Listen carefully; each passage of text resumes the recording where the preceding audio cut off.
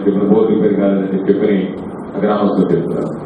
అంటే మీ ఇద్దరి మధ్య వ్యత్యాసం 4 రోజులకి 4 నెలలకి బోర్గా రిపేర్ కాలేదంటే ఎంత వ్యత్యాసం ఉందంటే ప్రభుత్వ ఆలోచనకి మీ పనితీరుకి ఒకసారి వేరీ చేసుకోండి.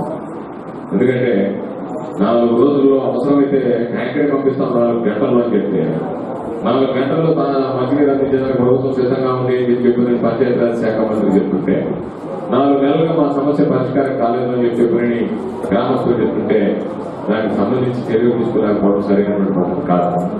అదేవిధంగా ఎక్కడైతే సమస్యలు ఉన్నాయో పోయినసారి మీటింగ్ లోనే చెప్పాం, ముందస్తుగా గ్రామాలకు సంబంధించి ఎక్కడెక్కడ సమస్యలు ఉన్నాయో అధికారులు గ్రామాలు తిరగండి, పంచాయతీ సెక్రటరీని కూర్చోబెట్టండి, అవసరమైతే ఎంపీడీఓ గారి దగ్గర తహసీల్దార్ గారి దగ్గర కూర్చోండి, ఒక కోఆర్డినేషన్ కమిటీ మీటింగ్ పెట్టండి, సమస్యలు ముందుగా గుర్తించండి, గ్రామాలు తిరగండి, విలేజ్ ఎక్కడెక్కడ సమస్యలు వస్తారు. కొంతమంది పాపం తరఫున ఇక్కడికి రాగలరు. ఎస్సీ కాలనీలు వెనకబడినటువంటి వాళ్ళు పాపం వాళ్ళు ఏమి చేయలేనటువంటి పరిస్థితుల్లో నీళ్లు లేక వాళ్ళు కూడా ఎక్కడి నుంచి ఒక క్యాన్ నీళ్లు కొనుక్కోపోయి తాగి ఇబ్బంది పడేటువంటి పరిస్థితులు ఉన్నాయి. కాబట్టి ఈ మండలంలో త్రాగునీటికి సంబంధించిన సమస్యలు ఏర్పడుతున్నాయి. ఆ సమస్యలు వెంటనే పరిష్కారం చేయాల్సినటువంటి అవసరం ఉంది. దానికి సంబంధించి ప్రత్యేక చొరవ తీసుకుని ఇప్పుడు వచ్చేటువంటి ఏదైతే ఉందో రేపే పనులు ప్రారంభించండి. మంజూరు కావాల్సినట్టు ఉన్నా సరే నేను మామూలుగా ఎస్సీ గారితో మాట్లాడుతూ ఆంధ్రప్రదేశ్ ఎస్సీ గారి ఎక్కడైనా సమస్యలు ఉంటే దానికి సంబంధించి పనులు ప్రారంభించండి. అవసరమైతే మనం శాంక్షన్ కావాలన్నా కాస్త వెనక ముందైతే తీసుకునేటువంటి అవకాశం ఉంది. కాబట్టి డ్రింకింగ్ వాటర్కి సంబంధించి ఎక్కడ సమస్య పత్రికలో రాకూడదు, ఎక్కడ వినపడకూడదు. దాని పూర్తి బాధ్యత ఆంధ్రప్రదేశ్ అధికారులు మీ డీ గారితో కూడా మాట్లాడి ఈరోజు విజయవాడ పెట్టుకున్నాడు, అందరితో మాట్లాడి దాని మీద పట్టించుకునేటువంటి చర్యలు తీసుకోవాల్సినటువంటి అవసరం. కాబట్టి తాగునీటి విషయంలో అలసత్వం ప్రదర్శించడానికి అవకాశం లేదు. మరొకటి మరుగుదొడ్ల అంశం మాట్లాడుతున్నాం. దానికి సంబంధించి ఎంపీడీఓ గారు ఈ మండలంగా దాదాపు సర్వేపల్లి నియోజకవర్గంలో కొన్ని మండలాలని ఓడిఎఫ్ గా ప్రకటించారు. ఓడిఎఫ్ అంటే ఓపెన్ డెఫికేషన్ ఫ్రీ. ఎక్కడా కూడా ఆ మండలాలకు సంబంధించినటువంటి ఏ గ్రామంలో కూడా బహిరంగ మల విసర్జన జరగకూడదు. అటువంటి దాన్ని ఓడిఎఫ్ విలేజెస్ తో ప్రకటించాల్సినటువంటి అవసరం. అయితే ఏ మండలాలైతే ఓడిఎఫ్ గా ప్రకటించారో ఆ మండలాల్లోనే పూర్తి స్థాయిలో మరుగుదొడ్ల నిర్మాణం పూర్తి కాలేదు. పూర్తి కాకుండా మండలాల పెండింగ్ ఉంటే మంత్రి నారాయణ గారు అసలు ఈ జిల్లాని ఓడిఎఫ్ కింద ప్రకటించేశారు. ఏ మండలాలైతే ఓడిఎఫ్ గా ప్రకటించిన తర్వాత కూడా ఓడిఎఫ్ అంటే ఏంటి, దాన్ని కట్టడమే కాదు, కట్టుకున్న ప్రతి ఒక్కరు వాడుకునేటువంటి పరిస్థితి. ఇప్పుడు ఎంపీడీఓ గారు చెప్పారు కొన్నింటికి తలుపులు పెట్టకపోయినా వాడుకోవడానికి రానట్లేదు. కాబట్టి ఓడిఎఫ్ కింద ప్రకటించే ముందు పూర్తి స్థాయిలో వాటిని వినియోగించకుండా ఎవరు బయటకు పోయినటువంటి పరిస్థితుల్లో బహిరంగ మల విసర్జన జరగకున్నటువంటి దాన్ని ఓడిఎఫ్ డిస్ట్రిక్ట్ కింద పెట్టాలి. అదేమంటే ఎవరో చెప్పారు మనకన్నా ముందు వెస్ట్ గోదావరిలో ప్రకటిస్తారని ముందుగా కలెక్టర్ గారు నెల్లూరు ప్రకటించేశారు. ప్రకటించడం తప్పు కాదు, పూర్తి చేసి ప్రకటిస్తే బాగుంది. ఆ విధంగా కాకపోతే ఏమవుతుందంటే పథకాలు అపహాస్యం పాలవుతాయి, జనాలలో పాలన అవుతుంది. చూసేటువంటి వాళ్ళు కూడా గ్రామాలలో ఏమనిపిస్తుందంటే ఈ జిల్లాను ఓడిఎఫ్ గా ప్రకటించారు, ఓడిఎఫ్ గా ప్రకటించినటువంటి ఈ జిల్లాలో అసలు బాత్రూమ్ లేనటువంటి గ్రామాలు, బాత్రూమ్ లేనటువంటి ఇల్లు ఉన్నాయనేటువంటిది జరిగినటువంటి పద్ధతి కాదు. కాబట్టి నేను మరలా కూడా జిల్లా కలెక్టర్ గారికి కూడా లేఖ రాశాను. దాని మీద ఒకసారి సమీక్షించి ఎక్కడ ఏదైనా సమస్యలు ఉంటే వెంటనే ఏదో ఒక విధంగా వాటిని పూర్తి చేసి జిల్లాను ఓడిఎఫ్ గా ప్రకటించాల్సినటువంటి అవసరం ఉంది. కాబట్టి కాస్త వెనక ముందైనా సరే జిల్లాను ఓడిఎఫ్ గా ప్రకటించి మరుగుదొడ్ల నిర్మాణంలో నిర్లక్ష్యం చేయకుండా మరుగుదొడ్లు పూర్తి చేసి జిల్లాను ఓడిఎఫ్ గా ప్రకటిస్తే బాగుంటుంది అనేటువంటిది ప్రధానంగా నేను అభిప్రాయపడుతున్నాను. దాంతో పాటు ఈరోజు అనేక రకాలైనటువంటి పరిశ్రమలు వచ్చాయి చుట్టుపక్కల. ఆ పరిశ్రమలకు సంబంధించి ముఖ్యంగా ధర్మల విద్యుత్ కేంద్రాలు విపరీతమైనటువంటి కాలుష్యాలు జరుగుతున్నాయి. కొన్ని దగ్గర కరెంట్ ఉండటం లేదు, పంటలు పండటం లేదు, చెట్లు ఎండిపోతున్నాయి. ఇళ్లలో ఉండడానికి నిద్ర లేస్తే కాలుష్య బారిన పడి ఆరోగ్యం పాడై జబ్బులు తెచ్చుకునేటువంటి పరిస్థితి ఏర్పడుతుంది. కాబట్టి ధర్మల విద్యుత్ కేంద్రాలు కూడా ఈరోజు ఎటువంటి కాలుష్య నివారణకి చర్యలు చేపట్టకుండా నిరంకుశంగా వ్యవహరిస్తూ చుట్టుపక్కల ఉన్నటువంటి గ్రామాలన్నీ కూడా నిర్లక్ష్యానికి గురయ్యేటువంటి పరిస్థితి. ఈరోజు నిర్లక్ష్యం చేస్తూ ఈరోజు కాలయాపన చేస్తున్నారు. ఇప్పటికైనా ఈ సందర్భంలో వాళ్ళ దృష్టికి తీసుకోవడం జరిగింది. అందుకని వెంటనే మరొకసారి కూడా అధికారుల దృష్టికి, పొల్యూషన్ కంట్రోల్ బోర్డు దృష్టికి, అక్కడ ఉన్నటువంటి సమస్యలు అన్ని కూడా స్థానికంగా ఉండేటువంటి చుట్టుపక్కల ఉన్నటువంటి గ్రామాలు ముత్తుకూరు మండలానికి సంబంధించుకుని తోటపల్లిగూడెం మండలానికి సంబంధించుకుని గ్రామాలు తీవ్రమైనటువంటి ఇబ్బందులు పడేటువంటి పరిస్థితులు ఉన్నాయి. వాళ్ళని ప్రశ్నిస్తే వాటికి సంబంధించి పరిష్కారం చూపించకుండానే ఏదో ఒక విధంగా మేము కేసులు పెడతా ఉన్నాం మరొకటి చెప్పి ఈరోజు ఆ కాలుష్య బారిన పడేటువంటి గ్రామాలను గుర్తించేటువంటి పరిస్థితి లేదు.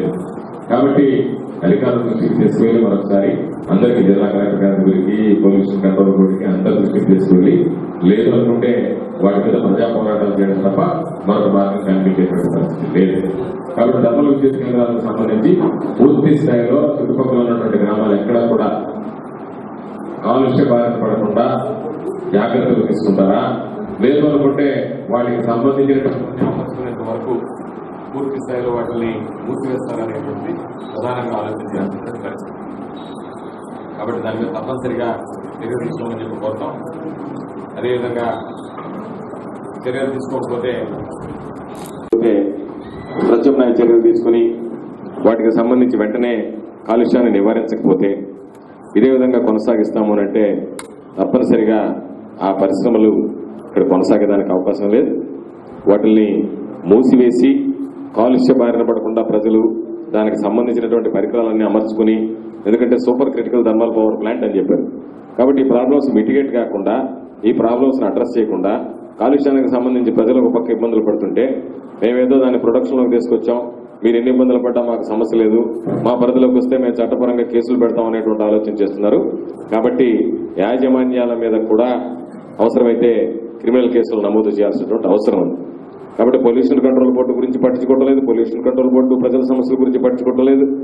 కాబట్టి థర్మల్ విద్యుత్ కేంద్రాలకు సంబంధించి విపరీతంగా కాలుష్య బారిన పడేటువంటి పరిస్థితి ఏర్పడింది. కాబట్టి థర్మల్ విద్యుత్ కేంద్రాలకు సంబంధించి కానీ, పామాయిల్ ఇండస్ట్రీస్ కానీ వీటన్నిటి కూడా ఒకసారి సమీక్షించి ఎక్కడ ఏ సమస్య ఉందో వాటిని వెంటనే కనుక రెక్టిఫై చేసుకోలేకపోతే వాటి మీద తప్పనిసరిగా అధికారులకు ఫిర్యాదు చేసి అవసరమైతే ప్రజా పోరాటాలను చేయాల్సినటువంటి పరిస్థితి ఏర్పడుతుంది తప్ప వదిలిపెట్టేటువంటి ఉండదు.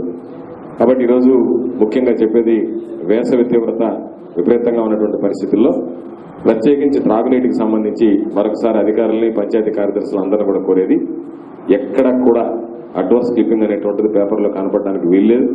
ఎక్కడ కూడా దానికి సంబంధించి ఫిర్యాదు వినపడడానికి అవసరం లేదు. మీరు దానికి సంబంధించి ముందస్తు చర్యలు తీసుకోండి. ఒకవేళ లేకపోతే ఎంపీడీఓ గారి దృష్టికి తీసుకురండి, నా దృష్టికన్నా తీసుకురండి. ఏదో ఒక విధంగా జిల్లా కలెక్టర్ గారితోనో ఎవరితో ఒకరితో మాట్లాడి మంచినీటి సమస్య లేకుండా చేయడానికి ప్రయత్నం చేస్తాం. దానికి సంబంధించి గ్రామ పంచాయతీ సర్పంచులు కొంతమంది సరిగ్గా వ్యవహరించడం లేదు, సహకరించడం లేదు అని చెప్పి ఈరోజు ఆర్డబ్ల్యూసీఐ గారు చెప్పడం జరిగింది. ఎంపీడీఓ గారిని కోరేది, ఏ గ్రామాల్లో అయితే సరే ఎవరికైనా సరే పంచాయతీ సర్పంచ్ అంటే ఎప్పుడైనా గుర్తుపెట్టుకోవాల్సింది ఏంటంటే, ఒక వ్యక్తి గ్రామానికి సర్పంచ్ అంటే ఆ గ్రామానికి అతిపెద్ద సేవకుడు కింద లెక్క. భారతదేశానికి ప్రధానమంత్రి అంటే పెద్ద హోదా అని కాదు, ఈ దేశానికంతా అతిపెద్ద సేవకుడు అని లెక్క. శాసనసభ్యుడు అంటే ఆ నియోజకవర్గానికి సంబంధించినటువంటి అతిపెద్ద శాసనసభ్యుడు, అతిపెద్ద సేవకుడు అని లెక్క. ఇంతే తప్ప నేను శాసనసభ్యుడిని, నేను పార్లమెంట్ సభ్యుడిని, నేను ప్రధానమంత్రిని, నేను గ్రామ పంచాయతీ సర్పంచ్ని, నేను చెప్పినట్టు ప్రజలు ఇబ్బంది పడాలనేటువంటి అధికారం ఎవరికి లేదు.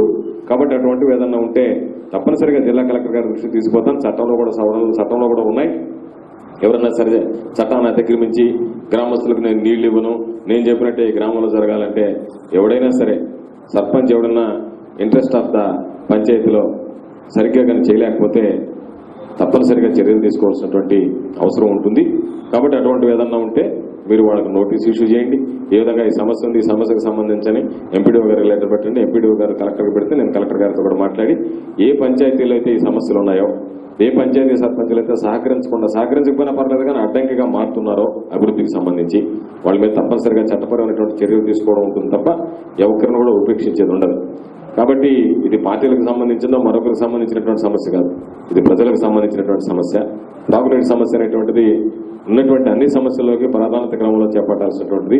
అయితే దాదాపుగా విపరీతమైనటువంటి వేసవేతడు వచ్చిన తర్వాత కూడా ఇంకా అధికారులు ఎదుక్కుంటూ ఉండేటువంటిది సరైనటువంటి విధానం కాదు. ఇప్పటికే ముందస్తు చర్యలు తీసుకోవాల్సినటువంటి అవసరం ఉంది. ఈరోజు వచ్చినటువంటి అన్ని సమస్యలను కూడా పరిష్కరించడానికి సరైనటువంటి ఎస్టిమేట్లు తయారు చేస్తే వాటిని వెంటనే జిల్లా కలెక్టర్ గారి దృష్టికి తీసుకెళ్లి సిఆర్ఎఫ్ లోనో నాన్ సిఆర్ఎఫ్ గ్రాంట్ లోనో ఏదో ఒక గ్రాంట్ లో మొన్న ఈ మధ్య జరిగినటువంటి సమావేశంలో కూడా ప్రభుత్వ తరఫున మున్సిపల్ శాఖ మంత్రి జెడ్పీటీసీలందరికీ జిల్లా పరిషత్ సమావేశంలో అష్యూరెన్స్ ఇవ్వడం జరిగింది. మీకు సంబంధించి ఎంత అవసరం అవుతాయో ఈ జిల్లాకు సంబంధించి తాగునీటి అందరికీ వాటికి అన్నిటికీ కూడా మేము చర్యలు తీసుకోండి, దానికి అవసరమైనటువంటి నిధులు విడుదల చేయిస్తామని చెప్పడం జరిగింది. కాబట్టి దానికి అనుగుణంగా గ్రామాలకు సంబంధించి నిధులు ఉన్నాయో లేవో అనేటువంటిది ఆలోచించడం, మేనమేషాలు లెక్కించడం కాకుండా ఎక్కడ సమస్య ఉంటే అక్కడికి సంబంధించి మీరు అంచనాలు తయారు చేసి జిల్లా యంత్రాంగానికి పంపించండి. తప్పనిసరిగా వాటిని మంజూరు చేయించి ఎక్కడ సమస్య లేకుండా చర్యలు తీసుకోవడం జరుగుతుంది.